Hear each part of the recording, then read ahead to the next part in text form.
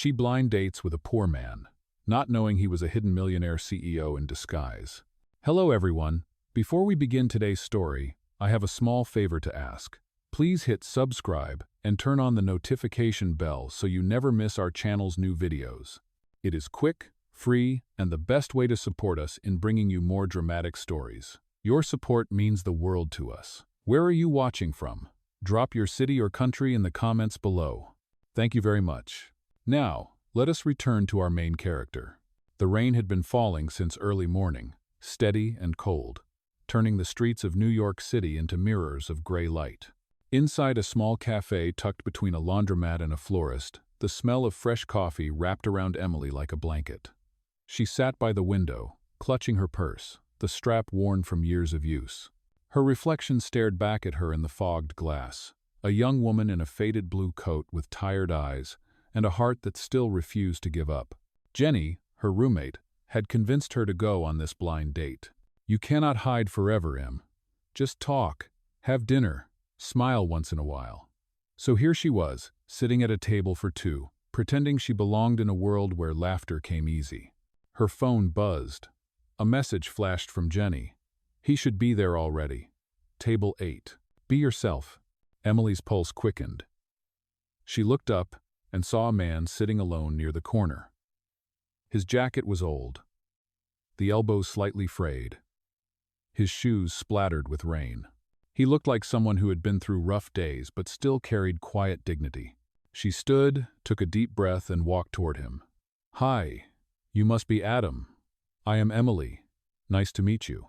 The man looked startled for a moment, as if her voice had reached him from another world. Then he smiled, small but warm. Yes, Emily, please, sit. She slid into the seat across from him, trying not to fidget. The waitress poured water into their glasses, and for a moment, silence filled the space between them. Outside, cars hissed along the wet street. So, she said, forcing a laugh, blind dates are weird, right? You never know who is going to walk through the door. Adam nodded slowly. Weird, yes. But sometimes, maybe that is a good thing. Oh. His voice was calm, deep, the kind that seemed to carry old stories. He asked about her job, and she told him she worked part-time at a diner nearby. It pays most of the bills, she said, then added with a shy smile. Well, some of them. And you? She asked. What do you do? He hesitated, eyes flicking down to his coffee. Construction. Kind of between jobs right now. Oh, she said softly, and something inside her shifted. There was no judgment, only recognition. That sounds tough, but at least it is honest work. He looked up at her, surprised. Most people would have turned polite or distant, but not her. There was warmth in her eyes, not pity, just quiet respect. For the first time in months, Adam felt seen, not as a man pretending to be ordinary, but as a person. The truth was, he was far from broke. He was Daniel Carter, the chief executive officer of Carter Innovations, a multi-million-dollar company that had been his father's dream. But tonight, he was just Adam, the man who wanted to know if kindness could still exist without a title attached to it. The conversation flowed easier after that. Emily talked about her mother's old bookstore that had closed 2 years ago, about her dream of starting a small art project for kids in the neighborhood. She laughed when she told him about the time she spilled coffee on her manager's shoes. He listened. Really listened, and every word drew him closer to something he had not felt in years' peace. Then came the moment that would plant the seed of everything that followed.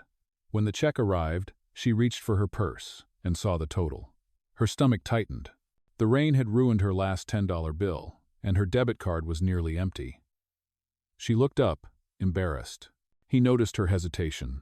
I have it, he said quietly. No, she insisted, shaking her head. Please. Let me at least pay for my coffee. It is only fair. He smiled, that same small, genuine smile. Fair does not always mean equal, Emily. Sometimes it means kind.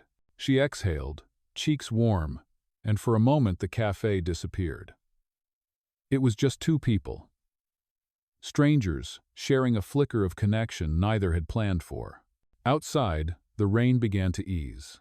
She looked out the window, unaware that the man across from her, the one who seemed too ordinary to matter, was about to change her life forever. The rain did not stop that night. It softened to a whisper against the windows of Emily's small apartment, a place no bigger than 2 small rooms stacked together. The walls were thin, the heater made a tired humming sound, and the kitchen sink still leaked no matter how many times she twisted the handle. She kicked off her soaked shoes and set her purse on the counter, smiling faintly as she remembered Adam's quiet voice from the cafe. For the first time in a long while, the laughter she had forced herself to give had felt real. Her roommate Jenny peeked out from behind a stack of laundry. "Well, how was it? Do I hear wedding bells already?" Emily laughed. "Hardly. He is. Different though. Kind. Quiet. A little lost, maybe." Jenny grinned. "Lost is good. Means he needs directions, and you are good with maps." Emily rolled her eyes, but her cheeks stayed pink. After Jenny went to bed, she sat by the window, looking out at the puddles on the street. The city lights flickered like candles across the wet pavement. Her rent was due in 3 days, her diner job had cut her hours, and her student loan notice sat unopened on the table. Still, something about tonight made her chest feel lighter, as if life had paused just long enough to let her breathe. Across town, in a high-rise apartment of glass and steel, Adam, whose real name was Daniel Carter, stood at the floor-to-ceiling window, watching the same rain fall from a very different height. The skyline of New York City stretched before him, 1,000 lights scattered like stars. He loosened the collar of his shirt and set aside the old jacket that had completed his disguise. For years he had lived surrounded by money, power, and faces that smiled only when it was useful. But that night, a woman with tired eyes and an honest voice had disarmed him completely. His assistant, Michael, stepped into the room, holding a tablet. "You skipped the dinner meeting, sir." The investors were not pleased. Daniel did not look away from the window. "They will survive. Tell them I will reschedule." Michael hesitated. "Is everything all right?" Daniel's lips curved in a faint smile. "I met someone." That answer left his assistant frozen for a moment. "You met someone?" Daniel turned. "Yes, a woman who thought I was unemployed, and for once, I did not correct her. She talked to me like I was just another person. Do you know how long it has been since someone did that?" Michael blinked. "Never, I suppose." Daniel chuckled under his breath. "Exactly." He dismissed his assistant, but long after Michael left, Daniel remained by the window. The memory of Emily's voice replayed in his mind the way she spoke about her mother's bookstore, the quiet strength behind her smile. He wanted to see her again, not as the chief executive officer of Carter Innovations, but as the man she had met at that small cafe. 2 days later, Emily's luck took another downturn. Her manager at the diner announced that business was slow. Her hours were cut again. She folded her apron and walked out into the drizzle, the same drizzle that had followed her all week. By the time she reached her apartment, an eviction notice was pinned to the door. She sank onto the steps, heart heavy, but she did not cry. Crying did not pay rent. She stared at the paper in her hands until a neighbor passed by and offered a sympathetic smile. "You will figure it out, honey. You look like a fighter." Emily nodded, clutching her purse tighter. Inside, she kept the same napkin Adam had written on at the cafe, a small note that said, "It was nice meeting you. Stay warm." She had not realized she had kept it until that moment, folded neatly beside her last few dollars. Later that night, she walked to the library, the only place that stayed open late and warm enough to sit. She filled out job applications on the public computer, her fingers stiff with fatigue. She skipped dinner. As the clock above the librarian's desk ticked past 10, her stomach growled, but she ignored it. Outside, the rain stopped at last. A faint glow of moonlight spread across the wet pavement.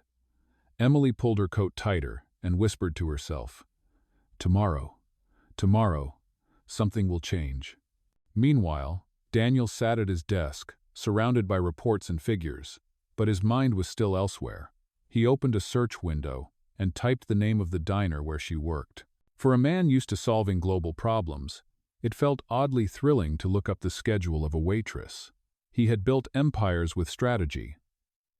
But this was uncertainty. For reasons he could not explain, Daniel decided to find her again. Not with a private car or security team, but quietly, as Adam, the man she had met by chance. He wanted to know how she lived, what she faced, what kindness looked like when no one was watching. And so began the choice that would change both of their lives, the decision of a millionaire to step once more into the ordinary world, and the hope of a girl who still believed in small miracles, even when the rain would not stop. The morning sun came late and pale, spilling through the cracks of Emily's curtains. She had not slept much. The eviction notice still sat on her kitchen table, beside a half-empty cup of instant coffee. Her stomach ached from hunger, but her pride hurt more. She looked around the small apartment that had been home for almost 2 years. The paint was chipped, the floor creaked, but every corner held a piece of her struggle and her hope. She packed her things slowly, 2 changes of clothes, an old sketchbook, and a cracked phone that only worked when plugged in. Before she zipped her backpack, her eyes fell on the napkin from the cafe. The handwriting was simple but careful. "It was nice meeting you. Stay warm." She smiled faintly and slipped it into the front pocket. It was foolish, she knew, but it reminded her that kindness still existed. By evening, she had nowhere left to go. The shelter nearby was full. The library closed at 9. She walked to the park and found a dry bench under a lamppost. The autumn wind cut through her coat, but she wrapped her arms around herself and whispered, "Just one night, Emily. You can make it one night." Oh, meanwhile, across the city, Daniel Carter sat in a boardroom full of glass and silence. Charts and figures glowed across the screen, but none of it held his attention. His executives spoke of profits and mergers, their voices cold and sharp. He nodded at the right times, but his mind drifted back to the girl in the blue coat. The memory of her voice had begun to haunt him. After the meeting, he told his driver to take the long way home. The city outside blurred into streaks of light. Then, near a small park, he saw her. She was sitting alone on a bench, shivering under the lamplight. The sight hit him like a punch to the chest. Without thinking, he told the driver to stop. He stepped out into the cool air, his polished shoes clicking against the pavement. For a moment, he simply stood there, unsure what to say. He had built companies, faced shareholders, commanded rooms, but this, walking toward one trembling girl, felt harder than any of it. "Emily?" His voice was low, uncertain. She looked up, startled. "Adam? What are you doing here?" He hesitated, then smiled gently. "I was just passing by. Are you all right?" Her lips curved in a tired attempt at humor. "Do I look all right?" He glanced at the backpack by her feet and the dark circles under her eyes. "You look like you could use a meal," he said softly. "Let me buy you dinner." She shook her head. "You do not have to do that. I will be fine." "Please," he said. "You helped me once. Let me return the favor." Her eyes softened. She remembered the cafe, the warmth in his voice, the way he had treated her with quiet respect. Maybe it was foolish to trust him, but the night was cold, and her pride had already lost too many battles. "All right," she said finally. "Just dinner." They walked to a small diner on the corner, the kind that smelled like coffee and frying onions. She ordered soup. He ordered nothing. He just watched her eat, grateful she did not notice the way his hands trembled slightly. When she finished, he reached into his pocket and pulled out a folded piece of paper. "There is a community kitchen on 10th Avenue, he said. "They can help with food, maybe even a place to stay. Tell them Adam sent you." She frowned. "You volunteer there?" "Something like that," he answered, smiling faintly. The truth was, he funded the place entirely. But he did not want her to know that, not yet. He wanted to see what she would do when the world offered her help, not charity. Outside, the wind had died down. The city lights shimmered against puddles in the street. She looked at him, her eyes thoughtful. "You always seem to show up when it rains," she said. He laughed quietly. "Maybe that is the only time I slow down enough to notice what matters." For the first time that night, she smiled, a real smile that reached her eyes. It was small, but to Daniel, it felt like sunlight breaking through clouds. He did not know it yet, but this simple act, the napkin she had kept, the meal he had given, and the paper he had handed her, would become the thread that tied their worlds together. And as she walked away into the night, he whispered to himself, "Stay warm, Emily. Please stay warm." A week later, the gray skies above New York City began to clear, and the air smelled of rain and new beginnings. Emily kept the folded note Adam had given her in her coat pocket. When she finally gathered enough courage, She went to the address he had written, the Open Hands Community Kitchen on 10th Avenue. The place was small, but alive with warmth. The scent of bread and soup drifted through the air. Volunteers laughed as they served meals to families, and children's drawings covered the walls. Emily stepped inside, nervous but hopeful. A woman in her 50s with kind eyes greeted her. "Hi there, sweetie. You must be new. I am Ruth. Come in. You look like you could use something hot." Emily smiled shyly. "Thank you. I was told to come here. Adam said you might need help." Ruth's eyes brightened. "Adam, huh? He sends good people our way. We can always use an extra pair of hands." That night, Emily helped serve meals and clean tables. For the first time in weeks, she felt useful again. Every thank you from the people she helped filled the emptiness inside her with something gentle and steady. When they finished, Ruth handed her a sandwich wrapped in paper. "Take this for later," Ruth said. "And come back tomorrow. We start early." Emily nodded, tears pricking her eyes. "I will. Thank you." As she left the kitchen, she noticed a sleek black car parked across the street. Inside, Daniel watched quietly. He saw the way she smiled when she carried trays and spoke to strangers. The way her shoulders straightened as if kindness itself gave her strength. It was exactly what he needed to see, proof that her compassion was real, even when no one was watching. The next day, at Carter Innovations headquarters, Daniel walked into his office and saw the latest proposal on his desk. Hiring initiative for the Open Hands Foundation. His team had been pushing him to approve funding for months, but he had never cared much until now. Suddenly, the project felt personal. "Move forward with it," he told his assistant. "Full support, effective immediately." Michael blinked. "That is a big investment, sir." Daniel nodded. "It is worth it." Later that afternoon, Ruth called Emily into her office at the community kitchen. "We have an opening for a part-time assistant coordinator," she said. "The pay is not much, but it is steady. Would you be interested?" Emily could hardly breathe. "Are you sure?" "Absolutely. You have the right heart for it," Ruth said warmly. "And besides, Adam was right about you." Emily froze. You know him?" Ruth smiled knowingly. "Let us just say he is one of our biggest supporters, but he never wants credit. Says real kindness does not need a spotlight." Oh. That night, Emily stood outside under the city lights, the paper with the address now soft and creased from her hands. Somewhere out there, Daniel was watching, though she had no idea how close their worlds truly were. At his penthouse window, Daniel looked down at the city and whispered to the empty air. "You did it, Emily. You found your way." He had promised himself he would stay hidden, but as he saw her life begin to rise from the ruins, he knew that pretending forever would be impossible.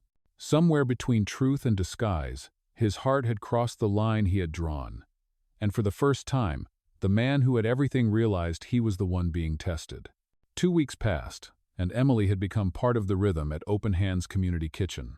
Every morning she arrived before sunrise, rolling up her sleeves, tying her apron, and greeting each person who came through the door with a smile. The exhaustion was real, but it was the kind of tired that came from purpose, not despair. For the first time in years, she felt like she belonged somewhere. One afternoon, Ruth handed her a folder. "There is a meeting tomorrow at Carter Foundation. They are one of our biggest sponsors, and they want to discuss expanding the outreach program. I need you to come with me. You have earned this."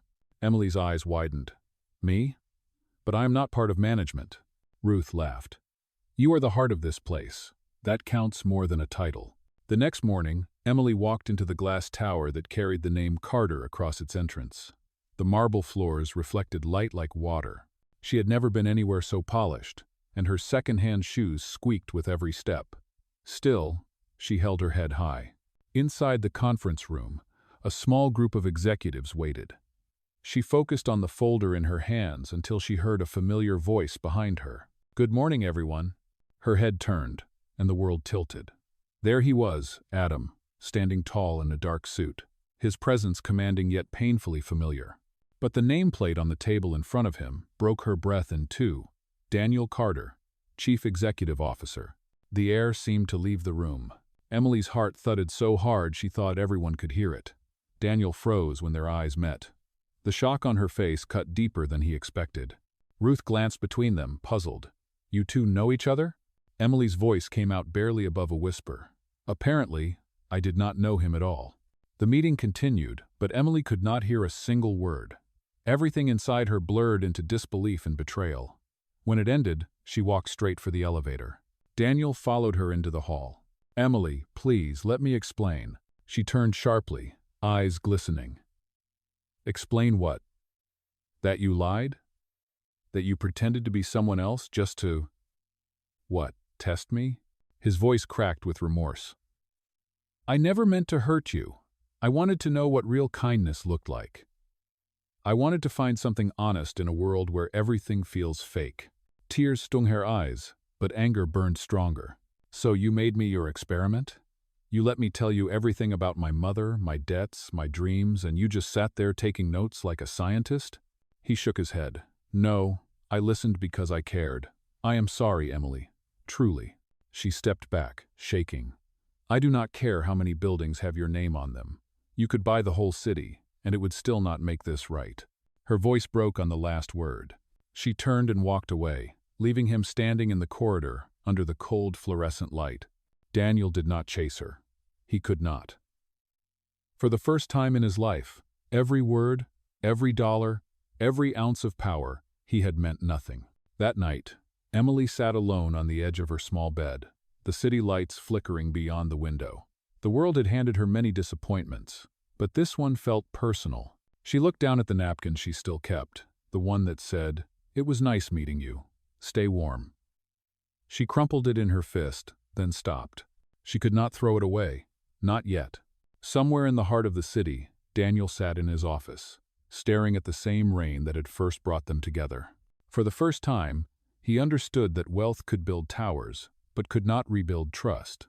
And as the storm rolled over New York, both of them faced a silence heavy enough to break the soul, but inside it, a seed of truth had begun to stir. The next morning, the city moved as if nothing had happened. But for Emily and Daniel, the world had shifted. She did not return to the community kitchen. Her absence left a quiet space that everyone noticed, especially Ruth. Calls went unanswered, messages ignored. Emily needed time, or maybe distance, to untangle what had broken inside her. At Carter Innovations, Daniel sat through a meeting that might as well have been in another language. His mind drifted to the look in Emily's eyes when she walked away. It was not anger that haunted him most, but disappointment. He had built his empire on logic and numbers, but now he faced a truth no balance sheet could fix. That afternoon, a new storm began to brew, this time not in the sky, but inside the company. A leaked memo circulated among staff, claiming that the chief executive officer had used foundation funds for personal motives. A photograph accompanied it, Daniel speaking with Emily in the hallway of the building. The headline read, "Charity Scandal or Secret Affair." The media caught the story within hours. By nightfall, every outlet in the city had published it. For Daniel, the fallout was immediate. Board members demanded answers. Investors panicked. Michael, his assistant, entered the office with a grim face. "Sir, the foundation's accounts are frozen until the audit clears. They think you diverted money to—" "I know what they think," Daniel interrupted, his voice low but steady. "We both know it is not true. Find out who leaked it." Michael hesitated. "There is one more thing. Emily's name is in the article. They are calling her a fraud. She might lose her job." Daniel's chest tightened. "No," he said firmly. "She has done nothing wrong." Meanwhile, Emily sat in a quiet cafe, unaware of the full storm gathering outside. Her phone buzzed again and again, but she ignored it until Ruth's call finally came through. "Emily, sweetheart, you need to see the news. They are saying terrible things about you and Mr. Carter." Her stomach dropped. She opened her phone and saw the headline, her picture next to his. The words, "affair" and "scandal" blurred together. "Oh no," she whispered. "This is not real." "Oh, do not come to the kitchen today," Ruth said gently. "There are reporters outside. Stay somewhere safe." Emily hung up, her hands trembling. She stared at the screen, the image of Daniel's face beside hers. For all the hurt she felt toward him, she knew he would never risk his name for something like this. Someone wanted to destroy him, and she was being used to do it. Daniel stood before the board that evening, surrounded by cold faces. "I did not misuse any funds," he said. Every donation has documentation. The Carter Foundation has never been anything but legitimate. One board member, Mr. Graves, leaned forward. Then prove it. Until then, you are suspended from your position. The room went silent. Daniel's jaw tightened, but he did not argue. He simply nodded. Very well. As he left the building, flashbulbs exploded outside. Reporters shouted questions he did not answer. For once, he had no script, no shield of wealth to hide behind, only truth, and the faint hope that Emily might still believe in it. That night, he opened his phone and typed a message he would never send. I am sorry for everything. I never wanted you to be hurt. He stared at the words until the screen dimmed, then closed his eyes. Somewhere across the city, Emily looked out her window at the rain beginning to fall again. She did not know how, but she could feel that the man who had deceived her once was now the one being deceived by others. And for the first time since she met him, her anger began to soften into something she did not yet have the courage to name. The next day, the scandal spread even faster. News anchors repeated the same story, twisting it into something darker with every broadcast. To the world, Daniel Carter was no longer a respected leader but a fallen billionaire accused of using his charity to impress a woman from the streets. His reputation, once spotless, now carried a stain. Emily could not stand it anymore. She turned off her phone and left her apartment, clutching the napkin that had started everything. She needed answers. If someone had framed him, then she had to know who and why. At the community kitchen, Ruth met her at the back door. Emily, you should not be here, she whispered. There are reporters outside. I do not care, Emily said. I need to find the truth. Ruth sighed, then handed her a thin folder. These came in the mail yesterday. Donation receipts, payment summaries. They are from the Carter Foundation. I thought it was strange. Emily flipped through the pages. Each document had Daniel's signature and the foundation's seal. But one line caught her attention. A large transfer to a company called Eastbridge Holdings. Who runs this company? She asked. Ruth frowned. I think one of his board members, Mr. Graves. Emily's pulse quickened. She remembered the name.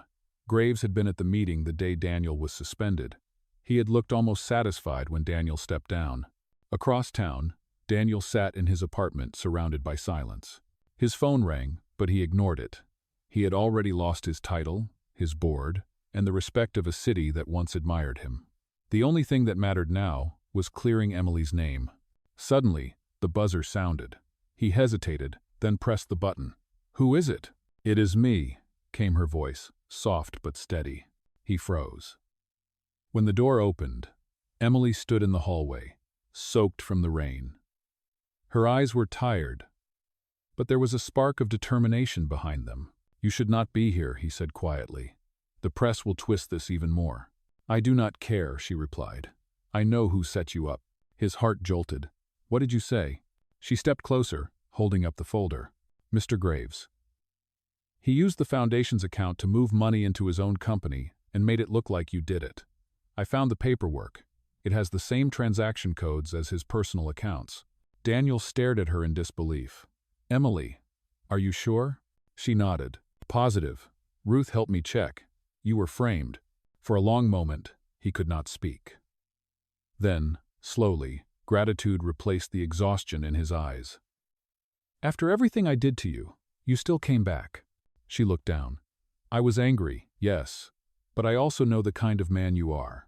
You cared when no one else did. I could not let them destroy that. Daniel's voice softened. You did not just save me, Emily. You saved everything I tried to build. She smiled faintly. Then let us finish it. Together. That night, they gathered every piece of evidence, preparing to confront the board the next morning. For the first time since the scandal began, Daniel felt hope return. Outside, the rain eased into a gentle drizzle. As Emily looked out the window, she whispered, Maybe this is the universe giving us one more chance to make things right. Daniel stood beside her, watching the city lights reflect on the wet streets. If it is, he said quietly, I will not waste it again. For both of them, the storm had not yet ended, but now, they were standing in it side by side. The next morning, Daniel and Emily stood outside the glass doors of Carter Innovations. The security guards looked uncertain, torn between orders and loyalty. But when Daniel met their eyes, they stepped aside. He was still the founder, even if the title had been stripped from him. Inside, the boardroom buzzed with quiet tension. Reporters gathered outside the building, their cameras waiting for another scandal. Mr. Graves sat at the head of the table, confident and calm. He did not expect Daniel to walk in, much less with Emily at his side. "Mr. Carter," Graves said smoothly, "you no longer have business here." Daniel placed a folder on the table. "Actually, I do. You stole from this company, and you framed me to cover it." The room went still. Graves laughed, but it sounded forced. "That is a serious accusation." "Oh," Emily stepped forward, her voice steady. "We have proof. Transfers from the Foundation's charity account to Eastbridge Holdings, which you own under a different name. The dates and signatures match the forged documents used in the audit." One of the board members frowned. "Is this true, Graves?" Graves smirked. "You expect us to believe a waitress and a disgraced executive?" Daniel's tone sharpened. "Believe the evidence. We traced the bank routing numbers and matched them to your offshore account.